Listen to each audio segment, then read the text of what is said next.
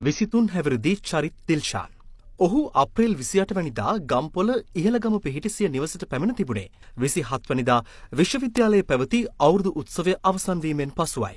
එලෙස පැමිණි චරිත් අප්‍රේල් 29 වැනිදා සවස සිය නිවස පසුපස ගෙල වැළලාගෙන සිය දිවි නසාගෙන තිබෙනවා.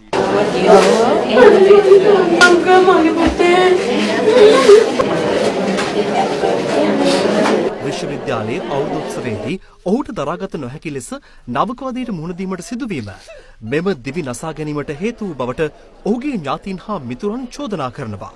එයාට ගියාට පස්සේ වද දීලා මගේ පුතාට බෙල්ලේ ඉල්ලවවලු වැන්දුම් යට කලිසමත් ගලවවවලු ඒකලා මේම තල්ලු කරාලු බිත්ති ඔළුව වැදුවලු මගේ හැට කටින් මගේ පුතාට ඇන්නලු ඒකලා වද දීලා කබඩ් එකක ඇතුළට මේම තල්ලු කරාලු අපි ගෙදර ආවට පස්සේ අම්මිට මූණ දුන්නේ නැහැ අනේ මගේ දරුවා ඒ පීඩනේ මගෙත් එක්ක කිව්වා අප්පා ආයෙනම් මේ වගේ දුකක් වෙන දරුවන්ට දෙන්න එපා දැනට අවුරුදු 2ක් වෙනවා කැම්පස් එකට ගිහිල්ලා ඒ අවුරුදු 2 පුරාවට මෙයාට නවකවාදී දීලා තිනවා ඒ සීනියර් බැජ් එකේ ඉන්න ළමයි. ඉතින් මම කාරුණිකව ඉල්ලා සිටින්නේ බලධාරීන්ගෙන් මගේ පුතා මට නැති වුණා. නමුත් ඉදිරියට විශ්වවිද්‍යාල වලට තේරිපත් වෙන ළමයින්ට මේ වගේ නවකවාදයක් දීලා ඒ කට්ටිය අපහසුතාවයට පත් කිරීමට නොදී බලධාරීන් ඒ ගැන නිසි පියවරක් ගෙන නීතිය ක්‍රියාත්මක කරන ලෙසට මම කාරුණිකව ඉල්ලා සිටිනවා. සිද්ධිය පිළිබඳ විමර්ශන මේ වන විටත් ක්‍රියාත්මකයි.